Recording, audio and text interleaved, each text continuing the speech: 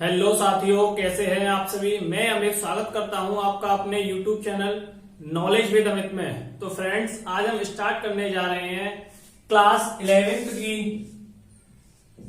Physics की class, जिसका पहला चैप्टर है भौतिक जगत। तो आप लोग अभी अभी क्लास 10th के आप लोगों ने पेपर दिए हैं और अभी आप लोगों का रिजल्ट आना बाकी है।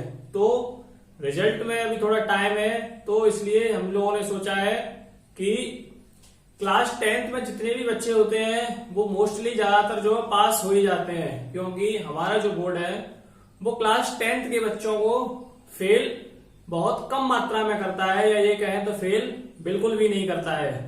तो इसलिए मैंने सोचा कि क्यों ना देरी करते हुए आप लोगों का जो सिलेबस जो है स्टार्ट किया जाए।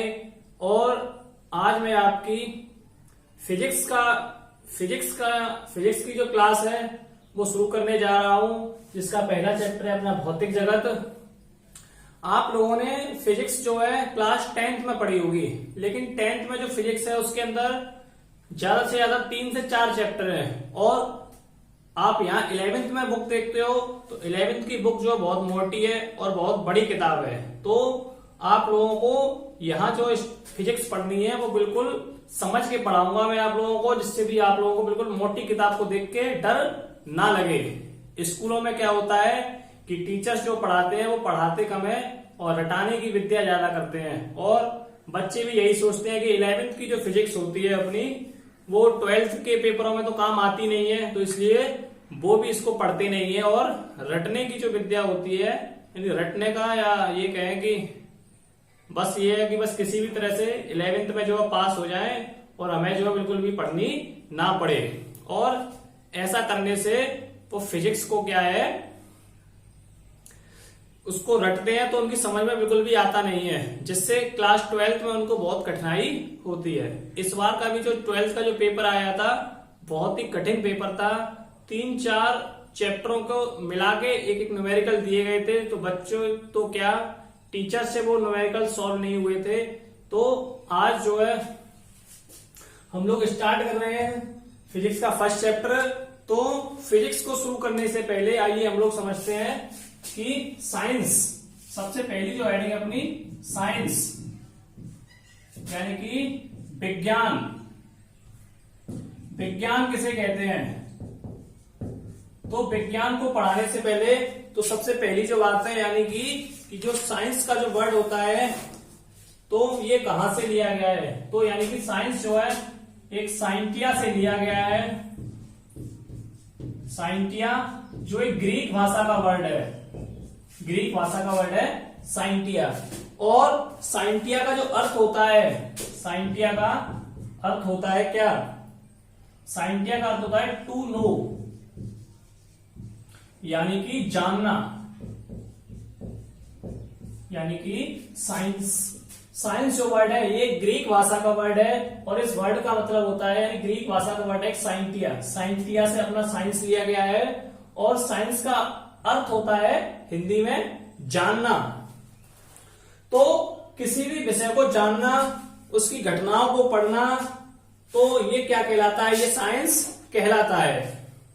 यानी कि प्रकृति में जितनी भी चीजें, जो घटनाएं घट रही हैं, उसके क्या कारण रहे, किस कारण से हुई, तो इन घटनाओं के बारे में पता लगाना ही हम किसे कहते हैं? इन घटनाओं के बारे में पता लगाना ही क्या कहलाता है? विज्ञान कहलाता है।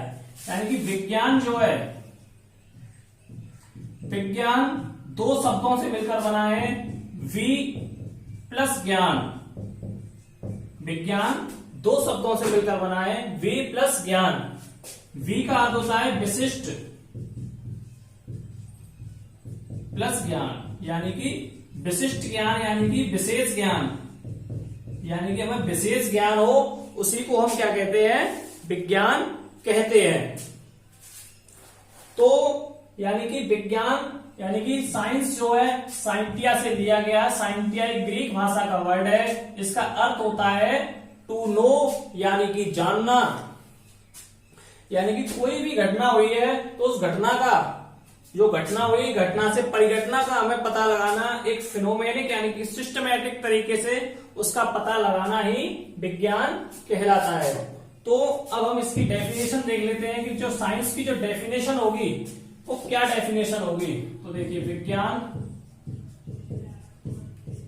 विज्ञान की जो परिभाषा होगी, यानी कि किसी भी विषय का, यानी विज्ञान की जो परिभाषा होगी किसी भी विषय का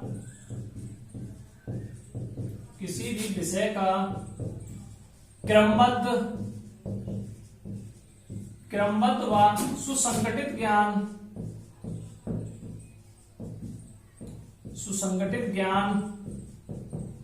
ही विज्ञान कहलाता है। यानी कि किसी भी विषय का क्रमबद्ध व सुसंगठित ज्ञान, यानी कि क्रमबद्ध तरीके से हम करें तो क्रमबद्ध तरीके से ज्ञान ही क्या कहलाता है, विज्ञान कहलाता है। अब विज्ञान के बाद अपनी नेक्स्ट हेडिंग देखते हैं हम लोग। अगली हेडिंग है फिजिक्स, यानी कि भौतिक विज्ञान किसे कहते हैं, यानी कि फिजिक्स किसे कहते हैं, या फिर ये कहें कि फिजिक्स क्या होता है। तो देखिए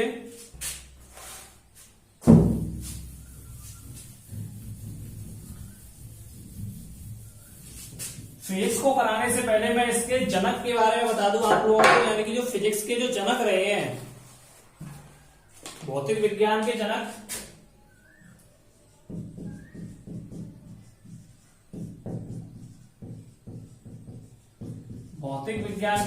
हैं, तो वो जो जनक रहे हैं अपने न्यूटन, आप लोगों ने नाम सुना होगा न्यूटन, जिन्होंने गति के नियम दिए हैं, न्यूटन्स लॉ।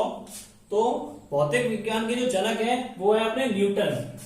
और एक आधुनिक भौतिक विज्ञान के जनक, आधुनिक का मतलब होता है इस समय, यानी कि जो इस समय का जो भौतिक विज्ञान है उसके जो जनक है, आधुनिक भौतिक विज्ञान के जनक है वो है अल्बर्ट आइंस्टीन,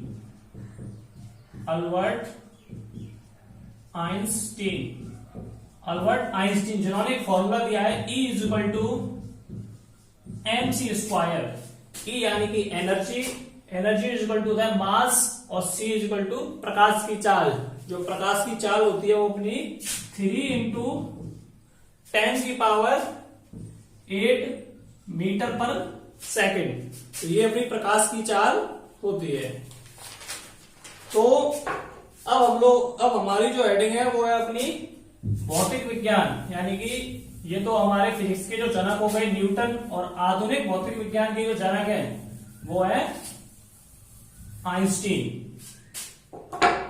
अब यहां बात आती है अपनी भौतिक विज्ञान की, यानी कि भौतिक विज्ञान किसे कहते हैं, यानी कि भौतिक विज्ञान की जो डेफिनेशन होगी वो क्या होगी, यानी कि जिन चीजों को हम छू सकते हैं, देख सकते हैं, उनका अध्ययन हम फिजिक्स में करते हैं। यानी कि जैसे मेरे हाथ में ये मार्कर है, तो इस मार्कर को मैंने छुआ है, या इस मार्कर को मैं अपनी आंखों से देख रहा हूं, आप लोग फोन में ये वीडियो देख रहे हैं, तो ये सब चीज क्या है, ये सारी चीजें फिजिक्स कहलाती है।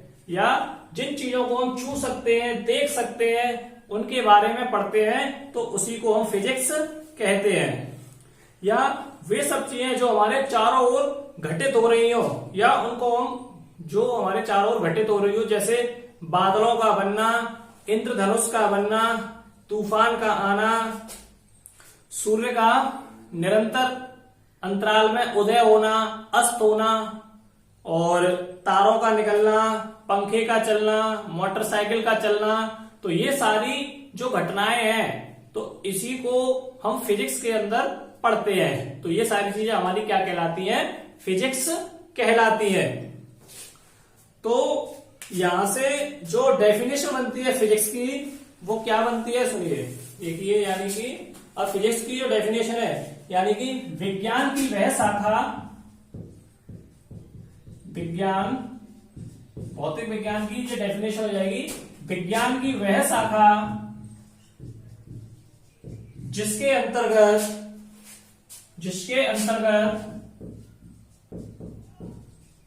जिसके अंतर्गत ऊर्जा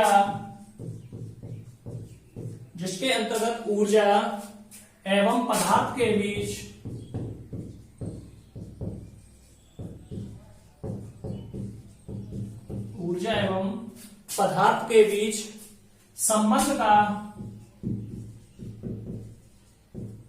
संबंध का अध्ययन करते हैं,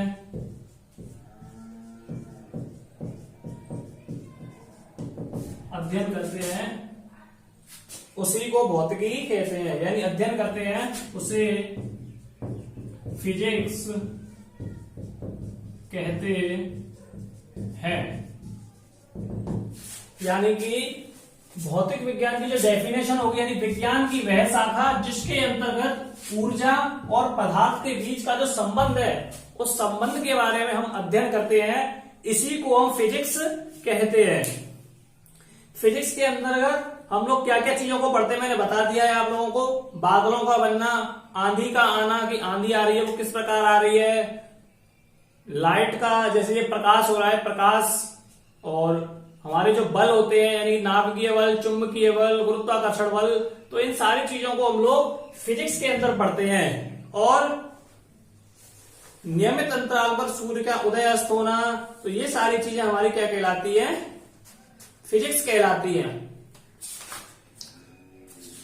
अब यहां से बात आती है अपनी आगे, यानी कि फिजिक्स के अंतर्गत हम जिन चीजों को छू सकते हैं, देख सकते हैं, उसी को हम फिजिक्स कहते हैं। लाइट यानी कि प्रकाश, यानी लाइट किस प्रकार से आ रही है, मोशन यानी कि गति, यानी कि चिड़िया जो उड़ रही हैं वो किस प्रकार उड़ रही हैं। अब जैसे कि और अपना इलेक्ट्रिसिटी यानी कि लाइट, विद्युत, घरों में लाइट आ रही है वो किस प्रकार आ रही है, या ये कहें कि जो ये बल्ब जो जल रहे हैं वो किस प्रकार जल रहे हैं। तो इन्हीं सब चीजों को पढ़ना, इन्हीं चीजों का अध्ययन करना फिजिक्स कहलाता है। अब इसके बाद अपनी नेक्स्ट हेडिंग है, यहां से आप लोग डेफिनेशन को कर सकते हो।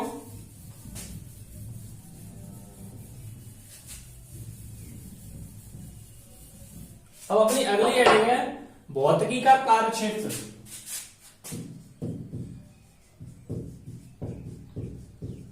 भौतिकी का कार्यक्षेत्र यानी कि स्कोप ऑफ फिजिक्स।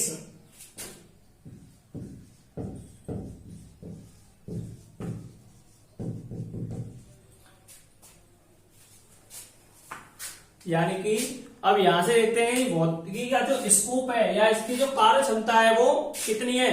तो फिजिक्स जो अपनी दो पार्टों में डिवाइड है, कितनी, दो पार्टों में डिवाइड है, जिसका जो पहली हेडिंग है, जो पहला जो भाग है वो है स्थूल प्रभाव क्षेत्र। पहला है स्थूल प्रभाव क्षेत्र और सेकंड है अपना स्थूल के सेकंड है सूक्ष्म प्रभाव क्षेत्र। पहला है स्थूल प्रभाव क्षेत्र, दूसरा है सूक्ष्म प्रभाव क्षेत्र। तो स्थूल प्रभाव क्षेत्र के अंदर हम लोग जो पढ़ते हैं वो हेडिंग हो जाएगी अपनी, पहली हो जाएगी यांत्रिकी, जिसे बोलते हैं हम लोग मैकेनिक्स।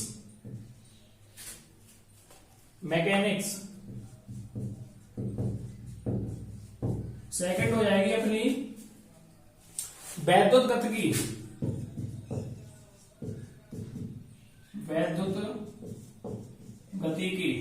वैद्युत गतिकी बोलते हैं हम लोग इलेक्ट्रोडायनामिक्स।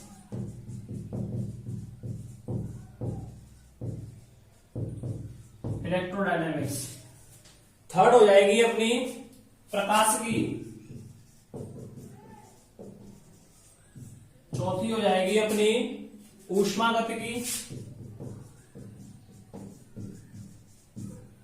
और पांचवी हो जाएगी अपनी दोलन एवं तरंग।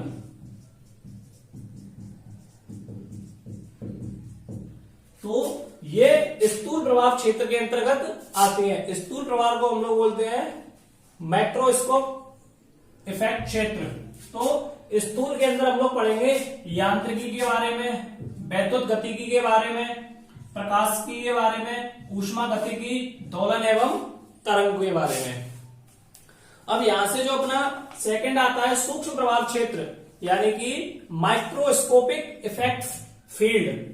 तो सूक्ष्म प्रभाव क्षेत्र के अंतर्गत हम लोग पढ़ते हैं नाभिकीय भौतिकी, नाभिकीय भौतिकी। सेकंड है अपना कण भौतिकी, कण भौतिकी।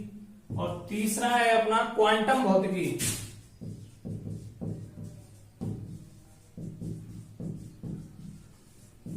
ये यानी कि स्थूल प्रभाव क्षेत्र के अंतर्गत यांत्रिकी, वैद्युत गतिकी, प्रकाशिकी, ऊष्मागतिकी, दोलन एवं तरंग। सूक्ष्म के अंतर्गत आता है अपना नाभिकीय, कण भौतिकी, क्वांटम भौतिकी। तो ये वाली जो चीज है स्थूल प्रभाव जो क्षेत्र है, इसे हम लोग क्लास 11th के अंतर्गत पढ़ते हैं, और सूक्ष्म प्रभाव क्षेत्र को हम लोग क्लास 12th में पढ़ते हैं। यानी कि ये क्लास 11th की फिजिक्स हो जाती है और ये क्लास 12th की फिजिक्स हो जाती है। इसे हम लोग 12th क्लास में पढ़ेंगे। और ये सारी चीजें यांत्रिकी, वैद्युत गतिकी, प्रकाशिकी, ऊष्मागतिकी, दोलन एवं तरंग, तो इन सारी हेडिंगों को हम लोग, या इन सारे चैप्टरों को, इन सारे टॉपिक को हम लोग क्लास 11th के अंतर्गत पढ़ते हैं। तो जो पहला है, अब हम हेडिंग देखते हैं यांत्रिकी, यानी यांत्रिकी के अंतर्गत हम लोग क्या क्या चीजों को पढ़ते हैं।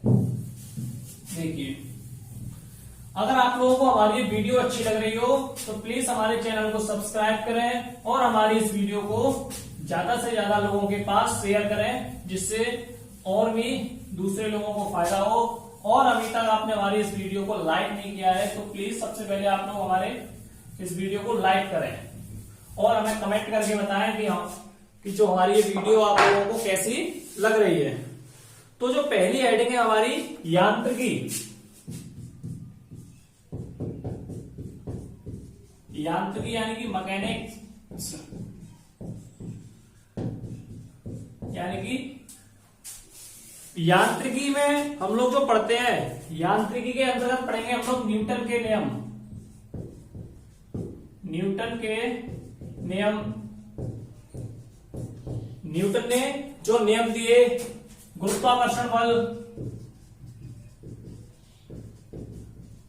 गुरुत्वाकर्षण बल, तो एक ध्वनि तरंगों का संचरण, ध्वनि तरंगों का संचरण, रॉकेट रोदन,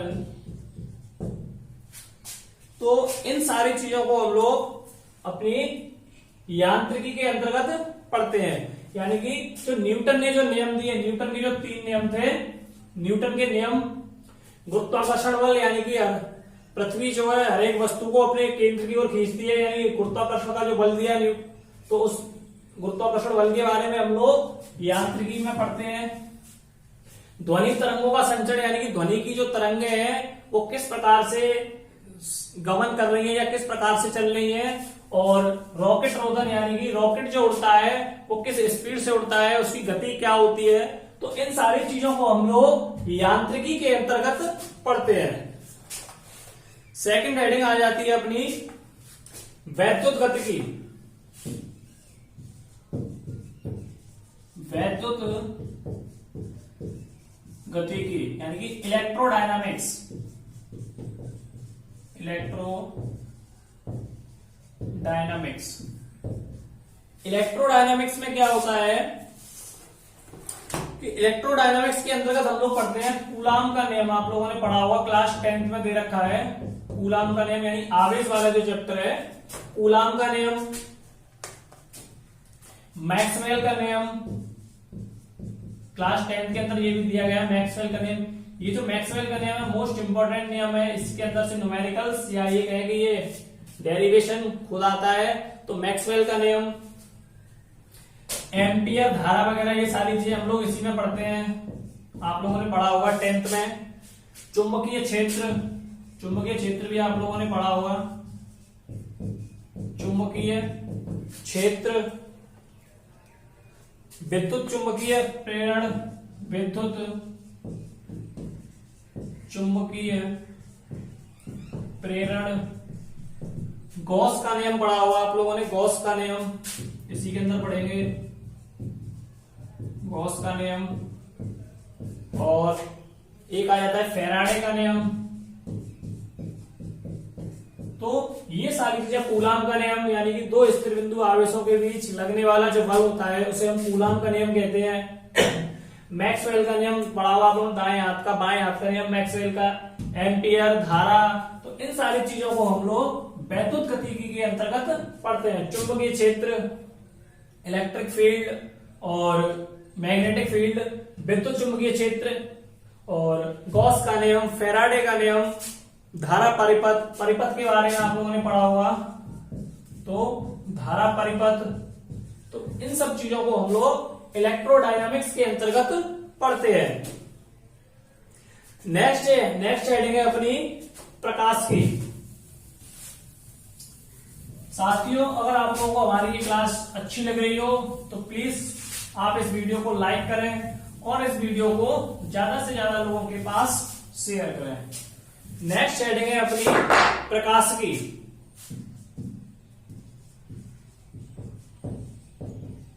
प्रकाश की यानी कि ऑप्टिक्स। प्रकाश की में क्या होता है? प्रकाश की के अंतर्गत हम लोग पढ़ेंगे परावर्तन, अपवर्तन। परावर्तन, अपवर्तन ये आप लोगों ने पढ़ा होगा फिजिक्स के अंतर्गत। क्लास 10th में पहला ही चैप्टर है परावर्तन नियम, अपवर्तन नियम। और यहां पे हम लोग पढ़ते हैं व्यतिकरण, व्यतिकरण पढ़ेंगे, विवर्तन, विवर्तन, ध्रुवण और दूरदर्शी, सूक्ष्मदर्शी। इन सारी चीजों को हम लोग प्रकाशिकी के अंतर्गत पढ़ते हैं, यानी कि प्रकाश का परावर्तन के बारे में, अपवर्तन के बारे में, व्यतिकरण, विवर्तन, ध्रुवण, दूरदर्शी, सूक्ष्मदर्शी। यानी कि छोटी छोटी वस्तुएं जो होती हैं उनको हम सूक्ष्मदर्शी के द्वारा देखते हैं, तो ये हम लोग सूक्ष्मदर्शी के अंतर्गत पढ़ेंगे। और जो बड़ी बहुत ही दूर है, खगोल यानी कि जो ब्रह्मांड में वस्तुएं हैं, या जो तारे वगैरह हैं, या ब्रह्मांड के अंदर जितनी भी वस्तुएं हैं जो दूर है, तो उनको हम लोग दूरदर्शी के द्वारा देखते हैं। तो इन सारी चीजों को हम लोग प्रकाशी के अंतर्गत पढ़ते हैं। नेक्स्ट हेडिंग है अपनी ऊष्मागतिकी। ऊष्मागतिकी, ऊष्मागतिकी को हम लोग कहते हैं थर्मोडायनामिक्स।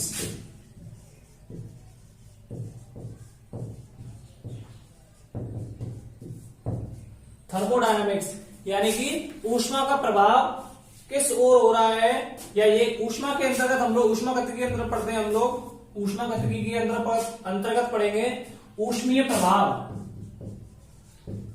ऊष्मीय प्रभाव यानी कि किसी वस्तु को ऊष्मा दी गई तो उस पर उसका क्या इफेक्ट पड़ा, यानी क्या प्रभाव पड़ा। और ऊष्मा के कार्य का रूपांतरण, यानी कि ऊष्मा में रूपांतरण, यानी कि ऊष्मा देने के बाद उसके रूप में क्या अंतर हुआ, या उसके आकार में क्या परिवर्तन हुआ ऊष्मा के बाद। और ऊष्मा स्थानांतरण, यानी कि ऊष्मा देने के बाद स्थान में परिवर्तन किस प्रकार, यानी ऊष्मा स्थानांतरण। और हम लोग इसमें पढ़ते हैं आंतरिक ऊर्जा, यानी कि ऊर्जा जो दी जाती है आंतरिक ऊर्जा, बाहरी ऊर्जा, ताप के बारे में पढ़ते हैं हम लोग। और ऊष्मा इंजन, ऊष्मा इंजन। और यानी कि रेफ्रिजरेटर जो होते हैं, रेफ्रिजरेटर यानी कि जो फ्रिज होते हैं, फ्रिज में कौन सी गैस भरी जाती है या वो किस कारण से वो ठंडा करता है। तो इन सारी चीजों को हम लोग ऊष्मागतिकी के अंतर्गत पढ़ते हैं। यानी कि ऊष्मा का जो प्रभाव है, जो प्रभाव हो रहा है वो किस प्रकार हो रहा है, या हमारे शरीर की जो एनर्जी है वो किस प्रकार काम कर रही है। तो इन सारी चीजों को हम लोग ऊष्मागतिकी के अंतर्गत पढ़ते हैं। यानी आंतरिक ऊर्जा, बाहरी ऊर्जा यानी कि शरीर के अंदर की ऊर्जा या किसी वस्तु के अंदर की ऊर्जा। ऊष्मा का जो इंजन है यानी कि जो भाप इंजन बना था, वो सबसे पहले जो जेम्स वॉट थे उन्होंने क्या देखा कि एक केतली थी, केतली के ऊपर एक ढक्कन था। तो जब वो गर्म हो रही है तो क्या है कि वो धीरे धीरे केतली से प्लेट जो है गिर जाती है। फिर उन्होंने उसके ऊपर एक बल रखा, यानी कोई किसी वस्तु से दबाया तो फिर भी वो जो धीरे धीरे उसको हटा देती है। तो इसी प्रकार उन्होंने भाप का इंजन बनाया, ऊष्मा का इंजन। और भी ये सारी चीजें, उसमें ऊष्मा का प्रभाव, ऊष्मा का रूपांतरण यानी कि ऊष्मा से उसके रूप में अंतर करने पर क्या होता है, ऊष्मा का स्थानांतरण करने पर क्या होता है, आंतरिक ऊर्जा क्या होती है, बाहरी ऊर्जा क्या होती है, काइनेटिक एनर्जी यानी कि रेफ्रिजरेटर यानी कि फ्रिज किस प्रकार कार्य करता है, वो ठंडा कैसे करता है। तो इन सारी चीजों को हम लोग ऊष्मागतिकी के अंतर्गत पढ़ते हैं। एक लास्ट हेडिंग आ जाती है इसी के अंदर, दोलन एवं तरंग। 5वां पॉइंट है दोलन एवं तरंग। दोलन एवं तरंग यानी कि दोलन जो आप लोगों ने देखा होगा, जो घड़ी होती है, घड़ी का जो पेंडुलम होता है, यानी कि इस प्रकार घड़ी हो गई और घड़ी में क्या होता है कि एक पेंडुलम लटका होता है, वो इस प्रकार गति करता है, अपने एक फिक्स स्थान पर ही वो गति करता है। तो घड़ी का पेंडुलम और तरंग जो होती है, तरंगें आप लोग देखते हो, तरंगों के द्वारा क्या होता है, आवाज का पहुंचना, आवाज का पहुंचती। जैसे कि आप लोगों ने रेडियो देखा होगा, तो रेडियो जो होते हैं, रेडियो पे आवाज आती है, तो वो किस प्रकार रेडियो पे जो है आवाज जो है पहुंचती है। तो तरंगों के द्वारा जो ध्वनि तरंगें जो होती हैं, तो तरंगों के बारे में पढ़ते हैं, ध्वनि तरंग। और हमारी जो सुनने की जो क्षमता होती है वो हर्ट्ज में काम करती है। 80 हर्ट्ज से ज्यादा हमारे कानों के लिए क्या है, नुकसानदायक है। कम, ज्यादा से ज्यादा 80 हर्ट्ज तक की होनी चाहिए। यानी कि हम लोग हर्ट्ज के बारे में पढ़ेंगे।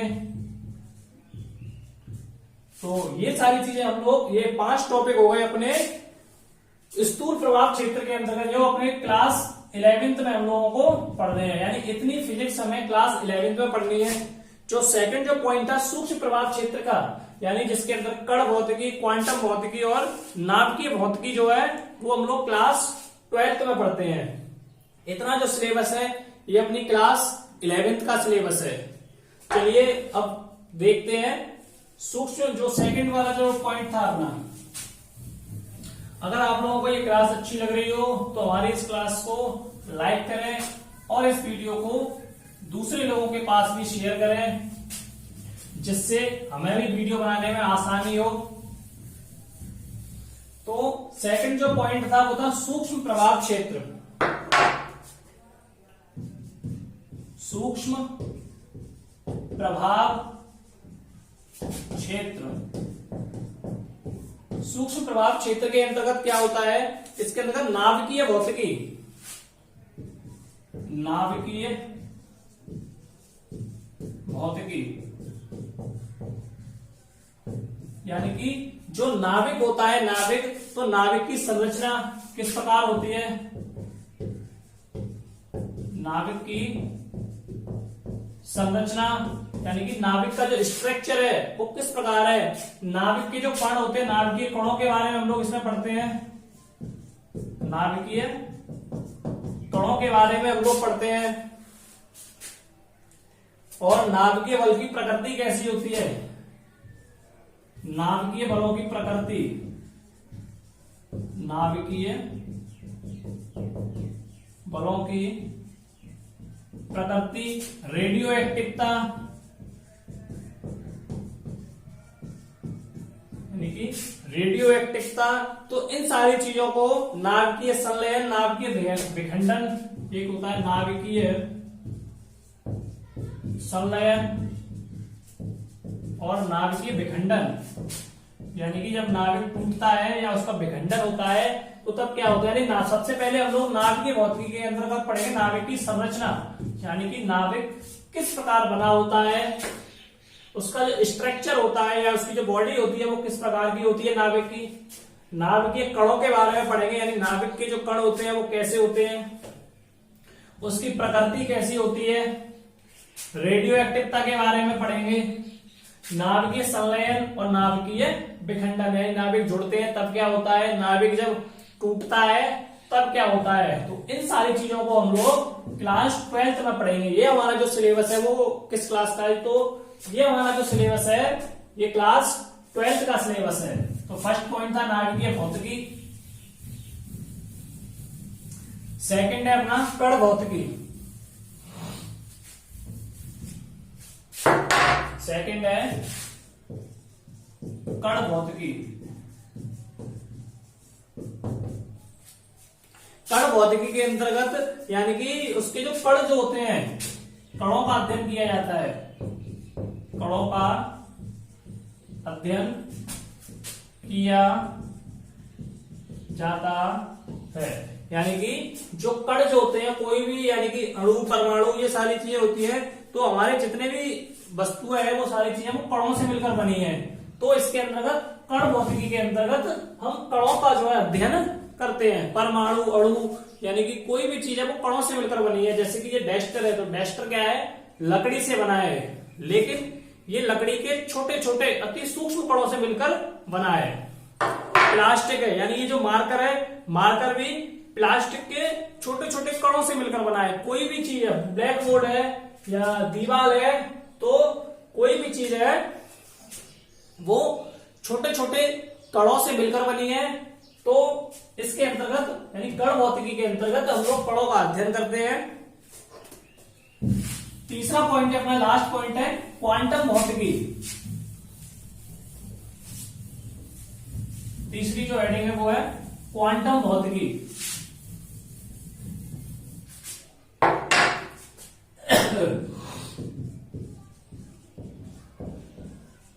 क्वांटम भौतिकी।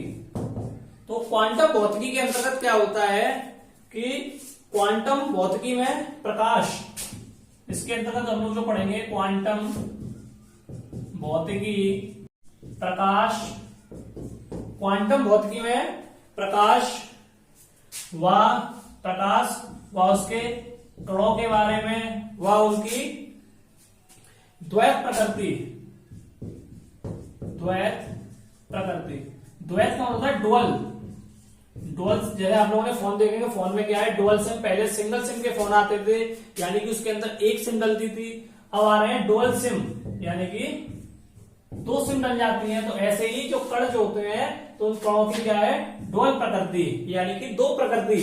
तो क्वांटम भौतिकी में क्वांटम संख्याओं के बारे में पढ़ेंगे और क्वांटम भौतिकी में प्रकाश व उसके कणों के बारे में हम लोग पढ़ते हैं। तो ये सारी चीजें जो है हम लोग क्लास 12th में पढ़ेंगे। अब जो है अपनी नेक्स्ट जो हेडिंग है वो है भौतिक विज्ञान की, भौतिक विज्ञान का अन्य शाखाओं के साथ संबंध। तो देखिए, अब सबसे पहले हम लोग देखते हैं अन्य शाखाओं के साथ संबंध। तो देखिए फिजिक्स, यानी फर्स्ट हेडिंग है अपनी, देखिए अगली नेक्स्ट हेडिंग है अपनी भौतिक। अब हम लोग देखते हैं भौतिक विज्ञान का, अगली जो हेडिंग है भौतिक विज्ञान का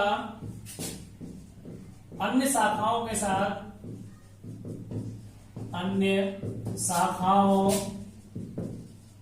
के साथ संबंध। यानी कि जैसे फिजिक्स का जो है केमिस्ट्री और अपनी मैथ, जीव विज्ञान, खगोल विज्ञान, इनके साथ जो संबंध है वो किस प्रकार का संबंध है। तो सबसे पहले हम लोग देखते हैं रसायन से भौतिकी का संबंध। पहला है रसायन से भौतिकी का संबंध। रसायन से भौतिकी का संबंध। रसायन बोलते हैं हम लोग केमिस्ट्री को, भौतिकी यानी कि फिजिक्स, यानी कि केमिस्ट्री और फिजिक्स का जो आपस में एक दूसरे के साथ जो संबंध है या जो बॉन्डिंग है वो किस प्रकार की है। तो फिजिक्स ने अपने इलेक्ट्रॉन, प्रोटॉन और न्यूट्रॉन की खोज की।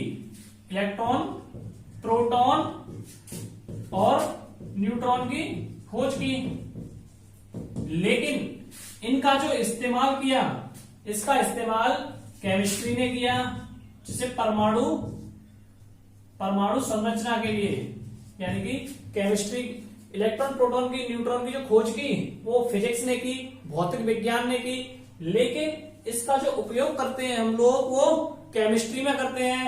इसके द्वारा परमाणु संरचना को स्पष्ट किया गया कि परमाणु की संरचना इस प्रकार की होती है या परमाणु ऐसा होता है। और भी चीजें हैं, जैसे केमिस्ट्री के अंतर्गत एक्स किरणों, फिजिक्स के अंतर्गत एक्स किरणें जो होती हैं, एक्स किरणों की खोज की गई और रेडियो एक्टिवता की खोज की गई।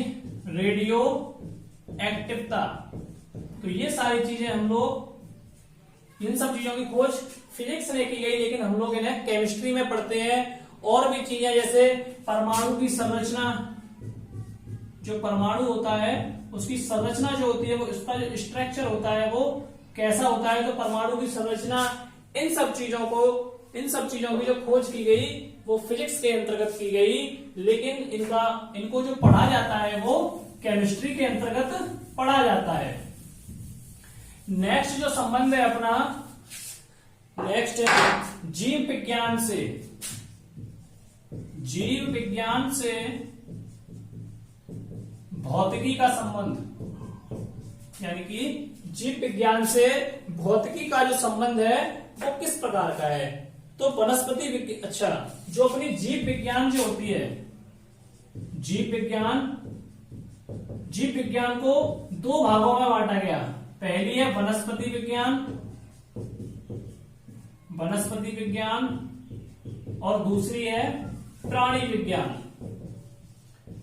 तो पहला है वनस्पति विज्ञान, दूसरा है प्राणी विज्ञान, यानी इन दोनों को।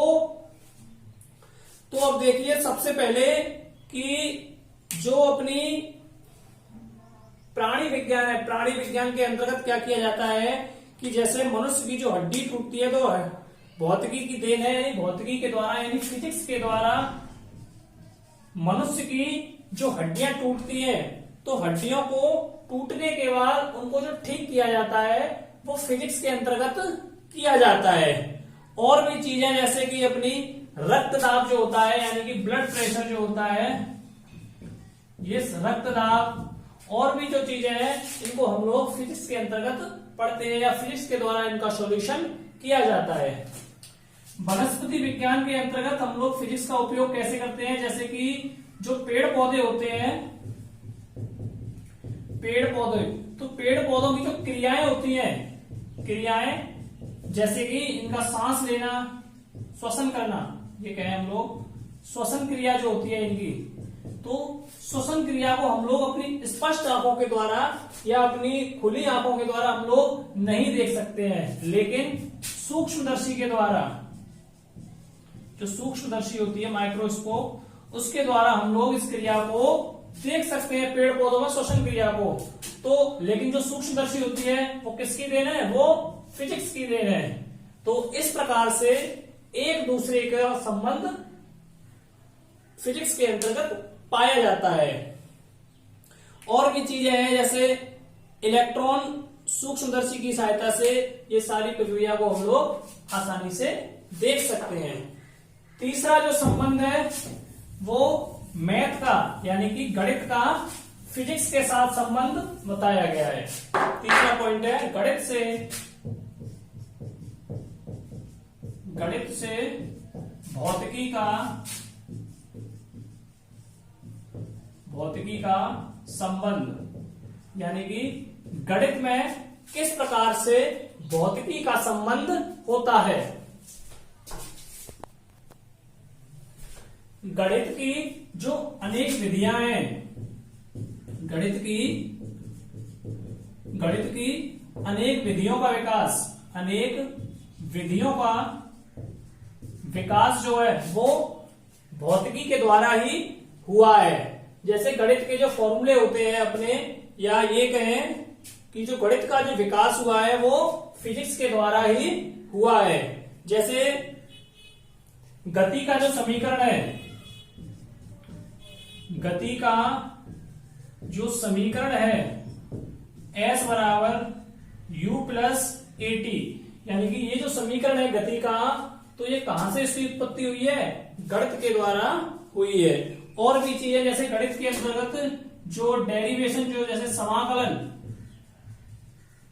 समाकलन और जो अवकलन है, ये सारे जो विषय गणित के हैं, लेकिन इनका उपयोग हम फिजिक्स के अंतर्गत भी करते हैं। तो कहने का मतलब है कि एक दूसरे सब्जेक्ट का उपयोग करते हैं, तो यही इनके बीच संबंध को दर्शाता है। तीसरा और चौथा जो पॉइंट है अपना, खगोल विज्ञान। खगोल विज्ञान का भौतिक विज्ञान के साथ संबंध, यानी कि खगोल विज्ञान से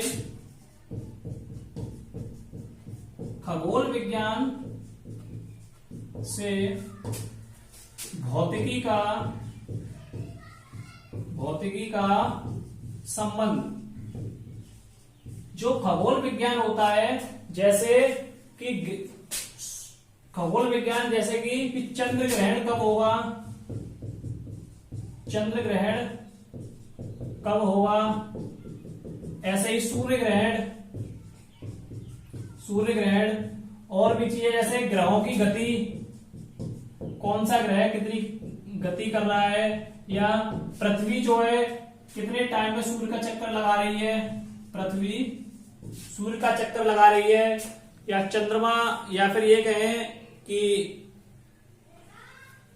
आकाश के जो पिंड है, आकाशीय पिंड जो है कब कौन तारा टूट रहा है। तो इस प्रकार की, तो इन सब चीजों को हम लोग खगोल विज्ञान के अंतर्गत पढ़ते हैं, लेकिन फिजिक्स के अंतर्गत भी पढ़ा जाता है कि कौन सा ग्रह कितनी गति कर रहा है, चंद्र ग्रहण कब होगा, सूर्य ग्रहण कब होगा। तो ये सारा जो संबंध है ये फिजिक्स का सभी विज्ञानों के साथ या अन्य विषयों के साथ संबंध को दर्शाता है। दोस्तों, अगर आपको हमारी ये वीडियो अच्छी लग रही हो तो आप सभी लोग हमारे इस YouTube चैनल को सब्सक्राइब करें और हमारे वीडियोस को लाइक करें और इसे दूसरे लोगों के पास भी शेयर करें। नेक्स्ट जो हेडिंग है अपनी, भौतिक प्रौद्योगिकी तथा समाज। अगली जो हेडिंग है भौतिकी, प्रौद्योगिकी तथा समाज, यानी कि physics, technology and society. Physics, technology and society, यानी कि हमारे समाज में टेक्नोलॉजी का महत्व किस प्रकार है। तो फिजिक्स के अंतर्गत हमारे समाज में क्या क्या टेक्नोलॉजी आई या क्या क्या खोज की गई। तो सबसे पहले भाप इंजन जो आया, भाप इंजन कहें या फिर ऊष्मा इंजन, ऊष्मा का जो इंजन है जो जेम्स वॉट ने दिया, ये किसके अंतर्गत आया, फिजिक्स के अंतर्गत समाज के लिए एक नई क्रांति आई। पहले के जो लोग थे वो गाड़ी घोड़े से जाया करते थे, घोड़े गाड़ी हुई, बैलगाड़ी हुई, लेकिन भाप का इंजन आने से कई सारे लोग एक साथ सफर करने लग गए और उन्हें आने जाने में भी आसानी हो गई। रेफ्रिजरेटर जो है, रेफ्रिजरेटर से, यानी कि इसे हम लोग बोलते हैं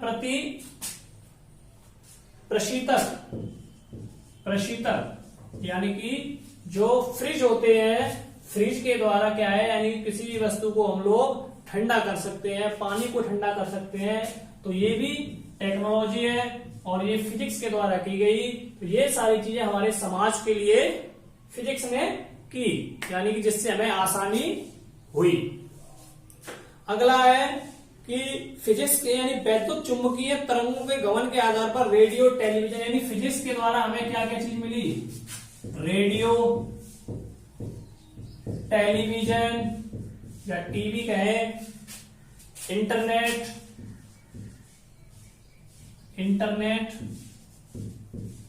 तो ये सारी चीजें हमें फिजिक्स के द्वारा दी गई। हमारे समाज का इससे क्या हुआ, विकास हुआ। नेक्स्ट है विद्युत जनित्र, यानी कि फिजिक्स के द्वारा ही हमें क्या हुआ, विद्युत के जो जनित्र हैं, यानी कि लाइट चली जाए तो जो जनरेटर होते हैं, ये भी फिजिक्स के द्वारा इनका विकास हुआ, जिससे कि हम क्या कर सके, यांत्रिक ऊर्जा को विद्युत ऊर्जा में कन्वर्ट कर सके। यानी कि यांत्रिक ऊर्जा को, यांत्रिक का मतलब होता है कि जो जनरेटर है वो क्या है, एक यंत्र है, और यंत्र के द्वारा हम लोग क्या कर रहे हैं, यानी यांत्रिक ऊर्जा को विद्युत ऊर्जा में कन्वर्ट या विद्युत ऊर्जा में परिवर्तन कर रहे हैं। तो ये सारी चीजें फिजिक्स ने हमारे समाज के लिए डेवलप की। फिजिक्स के द्वारा ही मनुष्य जो है चंद्रमा तक पहुंच पाया, फिजिक्स के द्वारा ही मनुष्य मंगल ग्रह तक पहुंच पाया, क्योंकि जो रॉकेट बनाए गए, रॉकेट, हेलीकॉप्टर, तो ये सारी चीजें किसने दी, एरोप्लेन, तो ये सारी चीजें हमें फिजिक्स ने दी। तो इन सब चीजों का विकास मनुष्य ने किया, लेकिन फिजिक्स के अंतर्गत किया। नेक्स्ट जो एक और चीज है, एक और चीज का विकास हुआ जो आज के समय में बहुत ही कीमती है, या ये कहें कि हर इंसान इसके बिना, इससे अछूता नहीं रहा है, तो वो है मोबाइल। मोबाइल, कंप्यूटर, जो मोबाइल है, मोबाइल, कंप्यूटर, ये एक मशीनरी है, लेकिन इनको बनाया किसने, फिजिक्स के द्वारा इनकी शुरुआत हुई, या फिजिक्स ने इनका योगदान है, या ये कहें कि फिजिक्स ने इनको बनाया है। तो इन सब चीजों का समाज में फर्क पड़ा है, तो ये सारी चीजें हमें किसने दी, भौतिक विज्ञान ने दी। नेक्स्ट जो हेडिंग है अपनी, यानी आप लोग समझ गए होंगे कि भौतिक विज्ञान का समाज में क्या योगदान रहा है। अगली जो हेडिंग है, प्रकृति में मूल बल, मोस्ट इंपोर्टेंट हेडिंग है, प्रकृति में मूल बल, यानी कि नेचर में जो फंडामेंटल फोर्स जो पाए जाते हैं वो 4 प्रकार के पाए जाते हैं। नंबर 1 पहला है गुरुत्वाकर्षण बल, गुरुत्वाकर्षण बल यानी कि जिसे बोलते हैं हम लोग ग्रेविटेशन फोर्स। सेकंड है अपना वैद्युत चुंबकीय बल, वैद्युत चुंबकीय बल। तीसरा है नाभिकीय बल, प्रबल नाभिकीय बल, प्रबल नाभिकीय बल। और चौथा है दुर्बल नाभिकीय बल, दुर्बल नाभिकीय बल। यानी प्रकृति में जो बल पाए जाते हैं वो 4 प्रकार के पाए जाते हैं, गुरुत्वाकर्षण बल, वैद्युत चुंबकीय बल, प्रबल नाभिकीय बल और दुर्बल नाभिकीय बल। तो जो पहला है गुरुत्वाकर्षण बल, तो गुरुत्वाकर्षण बल क्या करता है कि 2 पिंडों के बीच, जैसे कि 2 पिंड हैं जिनका द्रव्यमान m1, इसका हमने m2 ले लिया, यानी कि 2 पिंड जिसका द्रव्यमान m1 व m2 है, तो इनके बीच में एक बल कार्य करता है। इनके बीच में क्या करता है, एक बल कार्य करता है, और यानी कि इन 2 पिंडों के बीच कार्यरत जो वो बल कार्य कर रहा है, वो बल कौन सा है, वो है गुरुत्वाकर्षण बल। गुरुत्वाकर्षण बल और उनके द्रव्यमानों के बीच, यानी कि इनका जो द्रव्यमान है, द्रव्यमान का मतलब होता है द्रव्यमान, इंग्लिश में बोलते हैं इसको मास, और मास का मतलब होता है कि उसका जो वेट है या उसका जो भार है। कोई वस्तु है, ईंट है, पत्थर है, पेन है, इसका क्या है, कुछ नहीं, वजन है। कोई भी चीज हो उसके अंदर द्रव्यमान तो पाया ही पाया जाता है। और हमारे साइंटिस्ट जो है अभी भी इस खोज में लगे हैं कि कोई भी वस्तु है उसके अंदर जो द्रव्यमान पाया जाता है वो किस कारण से पाया जाता है। कोई भी वस्तु हो, चाहे हवा हो, पानी हो, आग, कुछ भी हो, सभी के अंतर्गत कुछ ना कुछ द्रव्यमान पाया जाता है। तो अभी भी साइंटिस्ट खोज रहे हैं कि वस्तु के अंदर जो ये द्रव्यमान होता है वो क्यों पाया जाता है। तो यहां बात करें गुरुत्वाकर्षण बल की, यानी कि दो पिंडों के बीच कार्यरत गुरुत्वाकर्षण बल उनके गुणनफल के अनुक्रमानुपाती, यानी कि जो फोर्स लगता है वो उनके गुणनफल के अनुक्रमानुपाती तथा यहां से उनकी जो दूरी होती है दूरी के वर्ग के व्युत्क्रमानुपाती पाया जाता है। तो ये गुरुत्वाकर्षण बल का क्या होता है, फॉर्मूला होता है। इसकी जो परास होती है, इसकी जो रेंज होती है, जो रेंज वो काफी दूर तक होती है, यानी काफी दूर तक ये लगता है। गुरुत्वाकर्षण जो बल है ये प्रकृति में पाया जाता है, गुरुत्वाकर्षण बल प्रकृति में पाया जाता है। ठीक, सेकंड है, या यहां से जो जी की वैल्यू होती है गुरुत्वाकर्षण बल जी की, ये होती है 6.67 10⁻⁻11 न्यूटन प्रति मीटर स्क्वायर। यहां से ये अपनी जी की वैल्यू होती है न्यूटन केजी स्क्वायर किलोग्राम। ये जी की वैल्यू होती है स्टैंडर्ड वैल्यू। सेकंड जो टॉपिक है अपना वो है वैद्युत चुंबकीय बल। वैद्युत चुंबकीय बल,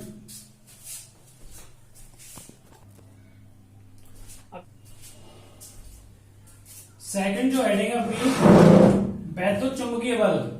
ये जो चुंबकीय बल जो होता है, ये बल जो कूलाम का जो नियम होता है, कूलाम के नियम का पालन करता है, कूलाम का नियम, ठीक है। और जो कूलाम का नियम होता है ये आप लोग क्लास 12th में पढ़ोगे, चैप्टर फर्स्ट में, ठीक है। चैप्टर फर्स्ट के अंदर कूलाम के नियम के बारे में बताया गया है। यहां से आप ये समझो कि ये जो वैद्युत चुंबकीय बल जो होता है इसकी जो प्रकृति होती है, वैद्युत चुंबकीय बल की प्रकृति आकर्षण भी होती है, आकर्षण व प्रतिकर्षण दोनों प्रकार की इसकी प्रकृति होती है। यानी कि ये अपनी ओर आकर्षित भी करता है और अपने से दूर भी करता है। अगर इस पर जो, यानी कि ये जो बल होता है दो स्थिर बिंदु आवेशों के बीच, यानी कि दो आवेश Q1 व Q2, यानी कि इन दो आवेशों के बीच इसकी जो दूरी होती है, यानी कि दो स्थिर बिंदु आवेशों के बीच कार्यरत स्थिर वैद्युत आवेशों के परिणाम, यानी कि इनका जो परिणाम आएगा तो परिणाम के गुणनफल, यानी कि F बराबर, या ये कहें कि F समानुपाती Q1 Q2, यानी कि Q1 Q2 upon R square. यहां से ये समानुपाती का चिन्ह हटता है तो F बराबर 1/4 पाई एप्सिलॉन 0 के Q1 Q2 upon R square. ये जो फॉर्मूला होता है ये हमारे वैद्युत चुंबकीय बल का फॉर्मूला होता है। इसकी जो परास होती है, वो जो रेंज होती है वो काफी दूर तक की इसकी रेंज होती है। जो परास जिसे कहते हैं, परास काफी दूर तक की इसकी परास होती है। इसकी प्रकृति आकर्षण भी होती है और प्रतिकर्षण भी होती है। नेक्स्ट है अपना प्रबल नाभिकीय बल। तीसरा है प्रबल नाभिकीय बल। ये जो बल होता है नाभिकीय बल, सबसे मजबूत जो बल होता है, यानी सबसे ताकतवर बल होता है ये नाभिकीय बल, जिसका पूरा नाम है प्रबल नाभिकीय बल। तो ये जो बल लगता है, जैसे आप लोगों ने सुना होगा न्यूट्रॉन न्यूट्रॉन, या प्रोटॉन प्रोटॉन या इलेक्ट्रॉन इलेक्ट्रॉन, यानी इनके बीच आपस में ये बल लगता है। प्रोटॉन प्रोटॉन के बीच या प्रोटॉन न्यूट्रॉन के बीच या न्यूट्रॉन प्रोटॉन के बीच, इनके बीच में ये बल कार्य करता है। इसकी जो परास होती है, इसकी जो परास होती है, इसकी जो रेंज होती है वो बहुत कम होती है, बहुत कम इसकी परास होती है। लगभग इसकी जो परास होती है लगभग 10⁻⁻15 मीटर की इसकी परास होती है। और ये जो है गुरुत्वाकर्षण बल का लगभग, यानी गुरुत्वाकर्षण जो बल होता है लगभग उसका गुरुत्वाकर्षण बल का ग्रेविटेशन फोर्स का लगभग 10⁻38 गुना उससे अधिक मजबूत होता है, या उससे लगभग इतना गुना अधिक होता है। यानी कि जो गुरुत्वाकर्षण बल है उससे 10⁻38 का मतलब है कि 10 यानी कि 38 जीरो, इतना लाख गुना उससे अधिक मजबूत होता है, उससे इतना अधिक शक्तिशाली होता है। कुल मिला के कहने का मतलब है कि हमें ये याद रखना है कि ये बल कहां पे लगता है, न्यूट्रॉन के बीच, प्रोटॉन के बीच, प्रोटॉन न्यूट्रॉन के बीच और न्यूट्रॉन प्रोटॉन के बीच ये बल कार्य करता है। अगला है अपना दुर्बल नाभिकीय बल। जो दुर्बल नाभिकीय बल होता है ये सबसे कमजोर बल होता है। दुर्बल नाभिकीय बल सबसे कमजोर नाभिकीय बल, यानी कि सबसे कमजोर जो बल होता है, तो सबसे कमजोर बल होता है ये, ठीक है, सबसे कमजोर बल होता है। तो किसी रेडियो एक्टिव नाभिक में, यानी जो रेडियो एक्टिव जो नाभिक होता है, तो आप लोगों ने कण सुने होंगे अल्फा, बीटा और गामा। जो ये अल्फा बीटा गामा जो कण होते हैं, तो क्या होता है कि कोई बीटा कण क्या हो जाए, क्षय हो जाए। क्षय मतलब है वो टूट जाए या अलग हो जाए। तो जब कोई बीटा कण किसी पिंड से जो है, किसी कण से अलग हो जाता है, तो नाभिकीय बल जो होता है वो एक प्रोटॉन व एक इलेक्ट्रॉन तथा एक अनावेशित एंटीमनी उत्सर्जित करता है। यानी कि एक बीटा कण जो है, बीटा कण अगर टूट जाता है, बीटा कण टूट जाता है और टूटने के बाद वो एक इलेक्ट्रॉन देता है, एक प्रोटॉन देता है और वो एक अनावेशित कण भी देता है। तो इस प्रकार से ये बल कार्य करता है। सबसे कमजोर बल होता है, इसकी जो परास होती है, इसकी जो परास होती है लगभग 10⁻⁻6 मीटर, -16 मीटर की इसकी परास होती है। अच्छा, अब देखते हैं अपनी नेक्स्ट हेडिंग है मूल बलों का एकीकरण। मूल बलों का एकीकरण, यानी कि जितने भी पृथ्वी पे बल पाए जाते हैं उन सबको एक कर दिया जाए या उनको मिला दिया जाता है, तब क्या होता है। हेडिंग है अपनी मूल बलों का एकीकरण। अगली हेडिंग है मूल बलों का एकीकरण।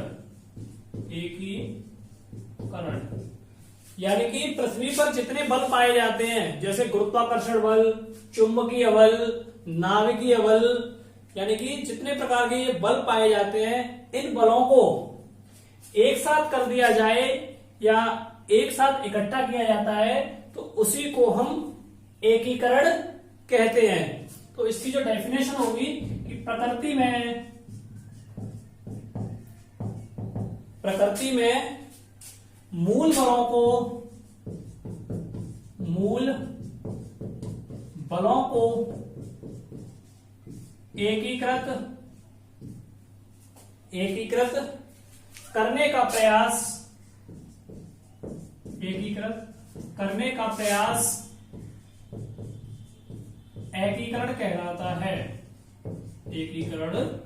कहलाता है। यानी कि पृथ्वी पर, यानी प्रकृति में जितने भी बल पाए जाए, जैसे गुरुत्वाकर्षण का नियम हुआ, जैसे गुरुत्वाकर्षण नियम कहता है कि पृथ्वी पर किसी सेब का करना, यानी कि गुरुत्वाकर्षण में क्या होता है कि जो पृथ्वी होती है वो अपने केंद्र की ओर हर एक वस्तु को अपने केंद्र की ओर खींचती है। पेड़ से सेब गिर, जैसे ये मार कर है तो नीचे की ओर गिर रहा है, यानी कि नीचे की ओर गिर रहा है तो पृथ्वी क्या कर रही है, अपनी ओर खींच रही है। तो इसी को हम लोग गुरुत्वाकर्षण का नियम कहते हैं। तो यानी प्रकृति में मूल बलों को एकीकृत, यानी जितने भी बल पाए जाते हैं इन सबको इकट्ठा करना ही एकीकरण कहलाता है। नेक्स्ट है भौतिक नियमों की प्रकृति, यानी कि फिजिक्स में जितने बल पाए जाते हैं तो उन बलों की प्रकृति है वो किस प्रकार की है। लास्ट हेडिंग है अपनी भौतिक बलों की प्रकृति, यानी कि जो बल पाए जाते हैं उनकी प्रकृति किस प्रकार की होती है। अगली हेडिंग है भौतिक बलों की प्रकृति। भौतिक बलों की प्रकृति में फर्स्ट हेडिंग है वैद्युत आवेश संरक्षण का नियम। वैद्युत आवेश संरक्षण का नियम, वैद्युत आवेश संरक्षण का नियम। इसकी जो डेफिनेशन होगी पहले उसे पढ़ लेते हैं। तो वैद्युत आवेश को, डेफिनेशन जो होगी इसकी, वैद्युत आवेश को ना तो उत्पन्न कर सकते हैं, ना तो उत्पन्न कर सकते हैं और ना ही नष्ट कर सकते हैं, और ना ही नष्ट कर सकते हैं। यानी कि आवेश को ना तो हम नष्ट कर सकते हैं और ना ही उसको हम उत्पन्न कर सकते हैं। इसे केवल एक वस्तु से दूसरी वस्तु में स्थानांतरण कर सकते हैं। यानी कि आवेश को ना तो हम नष्ट कर सकते हैं और ना ही उसको हम उत्पन्न कर सकते हैं। इसे केवल क्या कर सकते हैं, एक वस्तु से दूसरी वस्तु में स्थानांतरण कर सकते हैं। तो आइए देखते हैं, जैसे कि जो कांच की एक छड़ होती है, कांच की एक छड़ हुई, कांच की एक छड़, तो कांच की एक छड़ को, अच्छा आप लोगों ने क्या देखा होगा कि जब हम छोटे छोटे होते हैं तो क्या करते हैं कि जो कागज के छोटे छोटे टुकड़े करते हैं, कागज के छोटे छोटे टुकड़ों को हम स्केल से लगाते हैं तो वो नहीं लगते हैं। लेकिन जैसे ही हम स्केल को अपने सर से लगाते हैं, या ये कहें कि थोड़ा सा चिकनाटपन जब आता है, फिर जब कागज के टुकड़ों में लगाते हैं तो वो क्या होते हैं, उससे चिपक जाते हैं। तो उनपे जो क्या होता है, यानी कागज का टुकड़ा अपनी ओर उसको आकर्षित करता है। तो इसी प्रकार ये वैद्युत आवेश, जो आवेश संरक्षण का जो नियम है वो कार्य करता है कि जैसे, यानी कि जब कांच की छड़ को, कोई कांच की छड़ हुई इस प्रकार की, कांच की छड़ को हम एक रेशम का एक कपड़ा है, रेशम के कपड़े से रगड़ते हैं। जब रेशम के कपड़े से हमने रगड़ा तो कांच की जो छड़ होती है वो कैसी हो जाती है, आवेशित हो जाती है। यानी कि उसके ऊपर क्या है, एक आवेश आ जाता है, चाहे वो आवेश पॉजिटिव हो चाहे वो आवेश नेगेटिव हो। आवेश जो है दो प्रकार का होता है, एक धनात्मक होता है और एक ऋणात्मक होता है। यानी कि जब छड़ को रेशम के कपड़े से रगड़ा जाता है तो छड़ जो है आवेशित हो जाती है, और छड़ धनावेशित, यानी कि जब आवेशित होती है तो छड़ जो है धनावेशित हो जाती है, और रेशम का कपड़ा जो होता है वो नेगेटिव हो जाता है, यानी कि रेशम का कपड़ा ऋणात्मक हो जाता है। तब दोनों ओर क्या है, दोनों ओर एक परिणाम परिणामी बल कार्य करता है वो कैसा कर देता है, दोनों को बैलेंस बराबर कर देता है। यानी कि आवेश को ना तो उत्पन्न कर रहा है ना नष्ट कर रहा है, यानी कि एक वस्तु से दूसरी वस्तु में स्थानांतरण कर रहा है, यानी कि एक से आवेश दूसरी में आ गया। तो इस प्रकार का जो नियम है, इस प्रकार के नियम को हम आवेश संरक्षण का नियम कहते हैं। यानी कि एक वस्तु से दूसरी वस्तु में चले जाना, तो ये नियम हमारा क्या कहलाता है, तो आवेश संरक्षण का नियम कहलाता है। इसमें जो आवेश होता है वो एक वस्तु से निकलकर दूसरी वस्तु में चला जाता है, तो इस प्रकार के नियम को हम आवेश संरक्षण का नियम कहते हैं। नेक्स्ट है जो सेकंड नियम है अपना, सेकंड नियम है ऊर्जा संरक्षण का नियम। ऊर्जा संरक्षण का नियम, ऊर्जा संरक्षण का नियम। सबसे पहले इसकी डेफिनेशन देखते हैं कि संरक्षी बल के अधीन, संरक्षी बल के अधीन, संरक्षी बल के अधीन किसी वस्तु की, किसी वस्तु की यांत्रिक ऊर्जा, किसी वस्तु की यांत्रिक ऊर्जा या उसकी गतिज ऊर्जा, या उसकी गतिज ऊर्जा एवं स्थितिज ऊर्जा, एवं स्थितिज ऊर्जा का योग, ऊर्जा का योग संरक्षण का नियम कहलाता है। का योग संरक्षित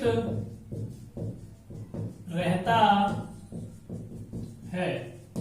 यानी कि ऊर्जा संरक्षण की जो डेफिनेशन होगी वो ये होगी, यानी संरक्षी बल के अधीन, यानी कि संरक्षी का मतलब होता है किसी का संरक्षण करना या किसी का बचाव करना। तो इसके अंतर्गत क्या होता है कि किसी वस्तु की यांत्रिक ऊर्जा, यांत्रिक ऊर्जा का मतलब है कि अपना जो जनरेटर जो होता है, जनरेटर क्या है, जनरेटर एक यंत्र है। अगर जनरेटर को हम लोगों ने चलाया तो जनरेटर क्या है, एक ऊर्जा देगा, और उस ऊर्जा को हम लोग क्या कहेंगे, उस ऊर्जा को हम लोग यांत्रिक ऊर्जा कहेंगे, क्योंकि यंत्र के द्वारा उत्पन्न जो ऊर्जा हो रही है उस ऊर्जा को हम लोग, यानी जनरेटर एक यंत्र हो गया, यंत्र से जो उत्पन्न होगी ऊर्जा, उस ऊर्जा को हम लोग यांत्रिक ऊर्जा कहेंगे। तो किसी वस्तु, यानी वस्तु होगी जनरेटर, और जनरेटर से जो उत्पन्न ऊर्जा हो रही है उसे हम कहेंगे यांत्रिक ऊर्जा। तो संरक्षी बल के अधीन किसी वस्तु की यांत्रिक ऊर्जा, या तो यांत्रिक ऊर्जा हो या उसकी गतिज ऊर्जा। गतिज ऊर्जा, देखो गतिज का मतलब होता है कि गति करना, या तो वो गति कर रही हो, तो जनरेटर भी क्या है, चल रहा होता है, तो चलेगा जब ही तो उसकी ऊर्जा उत्पन्न होगी। तो या तो यांत्रिक ऊर्जा हो या उसकी गतिज ऊर्जा हो, एवं स्थितिज ऊर्जा का योग संरक्षित रहता है। तो ये हमारी ऊर्जा संरक्षण की डेफिनेशन होती है। ऊर्जा को ना तो हम, ऊर्जा जो होती है, ऊर्जा को ना तो हम उत्पन्न कर सकते हैं और ना ही उसको हम लोग नष्ट कर सकते हैं। देखिए इधर मैं लिख देता हूं, ऊर्जा को ना तो उत्पन्न किया जा सकता है, उत्पन्न किया जा सकता है, और ना ही नष्ट किया जा सकता है, नष्ट किया जा सकता है। यानी कि ऊर्जा को ना तो हम उत्पन्न कर सकते हैं और ना ही ऊर्जा को हम नष्ट कर सकते हैं, उसे केवल एक दूसरे के रूप में परिवर्तित कर सकते हैं। उसे केवल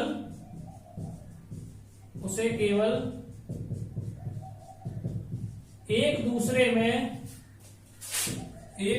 में परिवर्तित कर सकते हैं। यानी कि ऊर्जा को ना तो हम उत्पन्न कर सकते हैं और ना ही उसको हम नष्ट कर सकते हैं। ऊर्जा को केवल हम एक वस्तु से दूसरी वस्तु में परिवर्तित कर सकते हैं। तो यही हमारा ये ऊर्जा संरक्षण का नियम कहलाता है। थर्ड टॉपिक है अपना द्रव्यमान ऊर्जा का संरक्षण।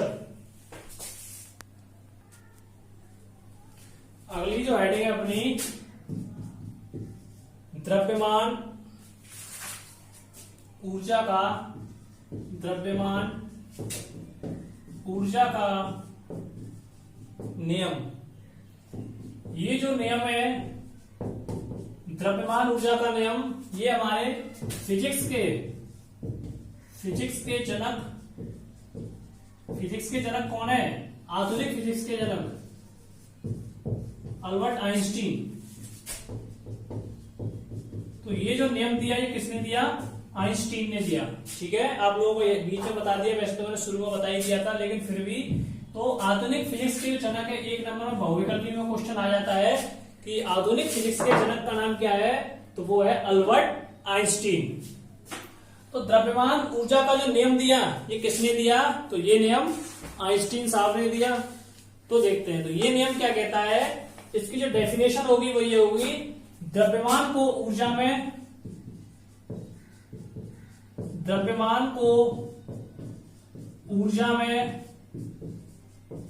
तथा ऊर्जा को द्रव्यमान में परिवर्तित किया जा सकता है। यानी कि इन्होंने कहा कि द्रव्यमान को ऊर्जा में तथा ऊर्जा को द्रव्यमान में परिवर्तित किया जा सकता है, यानी कि एक दूसरे में चेंज हम लोग कर लेते हैं। इसका जो फॉर्मूला दिया, वो फॉर्मूला होता है E equal to delta mc square. E equal to mc square. E equal to energy या ऊर्जा हो जाएगी हमारी। m इक्वल टू द्रव्यमान और c इक्वल टू प्रकाश की चाल। तो इन्होंने कहा कि द्रव्यमान को ऊर्जा में और ऊर्जा को द्रव्यमान के अंतर्गत हम लोग चेंज कर लेते हैं। तो अगली जो हेडिंग है रेखीय संवेग संरक्षण का नियम। इसके अंदर कोई ज्यादा खास नहीं है। इन्होंने ये कहा द्रव्यमान को ऊर्जा में चेंज कर लेंगे और ऊर्जा को द्रव्यमान के अंतर्गत परिवर्तित किया जा सकता है। चौथी जो हेडिंग है अपनी लास्ट हेडिंग है, यही हमारा चैप्टर समाप्त हो जाएगा। रेखीय संवेग संरक्षण का नियम। नेक्स्ट जो हेडिंग है रेखीय संवेग संरक्षण का नियम। रेखीय संवेग संरक्षण का नियम। तो इसकी जो डेफिनेशन होगी वो होगी, यदि किसी निकाय पर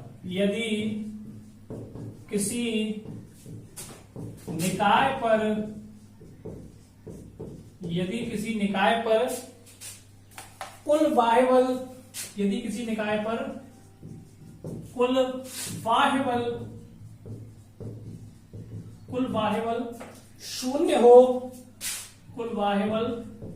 शून्य हो तो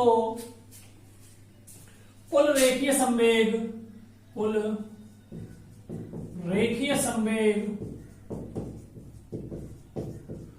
शून्य होता है।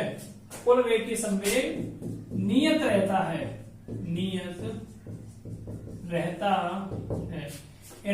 तो रेखीय संवेग संरक्षण का जो नियम होता है, वो नियम क्या कहता है कि यदि किसी निकाय पर कुल बाह्य बल, यानी कि कोई एक निकाय है तो इस पर जो बाह्य बल है, बाह्य बल का मतलब होता है, बाह्य का मतलब होता है बाहर का बल, यानी कि बाहर का बल, यानी चारों ओर का बाहर का जो बल होगा इसका वो कितना होगा? शून्य होगा, जीरो होगा। तो कुल रेखीय संवेग जो होगा वो कैसा होगा, नियत होता है। यानी इसका जो फॉर्मूला होता है वो होता है हमारा P equal to m v, यानी कि निकाय पर कुल कार्यरत बल शून्य है तो रेखीय संवेग P equal to m v equal to कैसा होता है, नियत होता है। जब नियत होता है तो इसका एक और फॉर्मूला दिया गया M1V1 इजिकल टू M2V2, तो ये इसका फॉर्मूला होता है। तो यानी कि इसके जो एग्जाम्पल दर्शाया जाए तो इस प्रकार से होगा कि जब किसी बंदूक से गोली छोड़ते हैं, यानी कि जब एक बंदूक से गोली छोड़ी जाती है तो बंदूक पीछे की ओर हटती है। आप लोगों ने करके नहीं देखा होगा कि क्या होता है, जो बंदूक होती है, बंदूक जो होती है, जब बंदूक से यहां से हमने घोड़ा दबाया तो जब वो गोली छोड़ते हैं तो एक ऐसा झटका लगता है, वो पीछे की ओर खींचता है। या आप लोगों ने देखा होगा कि जो बस होती है, बस के अंदर हम लोग बैठे होते हैं कि जैसे ही बस स्टार्ट होती है तो हम लोग पीछे की तरफ एकदम झटका लगता है, और जब बस चलती है तो एकदम आगे की ओर झटका लगता है। तो ये जो बल कार्य करता है, ऐसे ही बंदूक पे जब हम गोली को छोड़ते हैं तो बंदूक पीछे की ओर हटती है, बंदूक पीछे की ओर हटती है। तो प्रारंभ में निकाय का मतलब हो जाएगा हमारी बंदूक हो जाएगी और प्लस गोली हो जाएगी, यानी गोली जब छोड़ी। निकाय का मतलब यहां बंदूक और गोली इक्वल टू निकाय, ठीक है। यानी बंदूक और जब गोली को छोड़ा तो रेखीय संवेग उस समय कैसा होता है, बंदूक के अंदर गोली होती है तो उस समय कैसा होता है, 0 होता है जब गोली हम लोगों ने नहीं छोड़ी है। और गोली छोड़ने पर गोली का आगे की ओर संवेग और बंदूक को पीछे की ओर संवेग प्राप्त जो होता है वो बराबर होता है। यानी कि जब हमने गोली को चलाया तो गोली तो आगे की ओर जाएगी और बंदूक उतना ही पीछे की ओर जाएगी, ठीक है। तो इस प्रकार से दोनों ओर जो बल कार्य करेगा वो बल कैसा कार्य करेगा, तो दोनों ओर का जो बल होगा वो 0 हो जाएगा। तो इसी नियम को हम लोग रेखीय संवेग संरक्षण का नियम कहते हैं। लास्ट हेडिंग है कोणीय संवेग संरक्षण का नियम। लास्ट जो है कोणीय संवेग, इसी में कर देता हूं, कोणीय संवेग संरक्षण का नियम। इसकी जो डेफिनेशन होगी, देखिए इसकी जो डेफिनेशन होगी, यदि किसी निकाय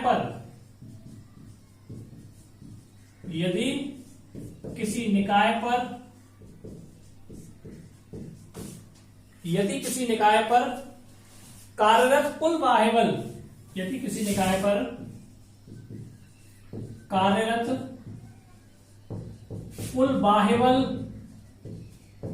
कुल बाह्य बल आगूढ़ शून्य हो, बल आगूढ़ शून्य हो, तब निकाय का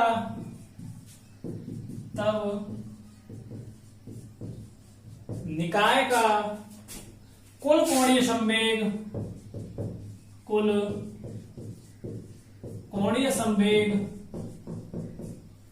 कोणीय संवेग संरक्षित रहता है, कुल कोणीय संवेग संरक्षित रहता है। यानी कि इसका जो फॉर्मूला होगा ये होगा I1 ω1 इक्वल टू I2 ω2। तो कोणीय संवेग संरक्षण का जो नियम होता है वो कह रहा है, यदि किसी निकाय पर, यानी कि किसी निकाय पर कार्यरत, यानी कि किसी निकाय पर जो बल कार्य कर रहा हो, बाह्य बल आगूढ़ कितना हो, 0 हो, तो कुल बाह्य बल आगूढ़ कितना हो, 0 हो, तब निकाय का कुल कोणीय संवेग संरक्षित रहता है। जैसे कि आप लोगों ने देखा होगा, जो कुम्हार होता है, तो कुम्हार का जो चाक होता है कुछ इस प्रकार का होता है। कुम्हार का जो चाक होता है गोल होता है, तो चाक पर गीली मिट्टी रख देने पर जड़त्व आगूढ़ बढ़ जाता है।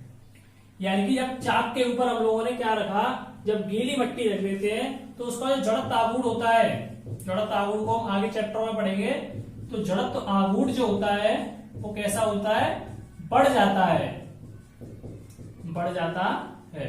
यानी कि उस चाक पर जड़त्व आघूर्ण जो है बढ़ जाता है, जिस कारण चाक के घूर्णन का कोणीय वेग कम हो जाता है। यानी कि इस कारण से जो वो चाक घूमता है, वो घूमता है, फिर जब मिट्टी रख देंगे उसके ऊपर तो कैसा हो जाएगा, तो वो घूमने की क्षमता उसकी कम हो जाएगी।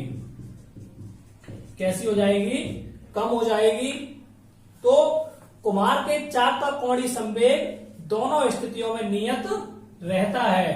तो यही इस चैप्टर का लास्ट हेडिंग थी। और आप लोगों को क्लास कैसी लगी प्लीज हमें कमेंट करके बताएं। और हमारी इस वीडियो में बहुत मेहनत लगी है, तो आप लोग प्लीज हमारे चैनल को लाइक करें, हमारी वीडियो को शेयर करें और सब्सक्राइब करें हमारे चैनल को, और इस वीडियो को ज्यादा से ज्यादा लोगों के पास शेयर करें। धन्यवाद।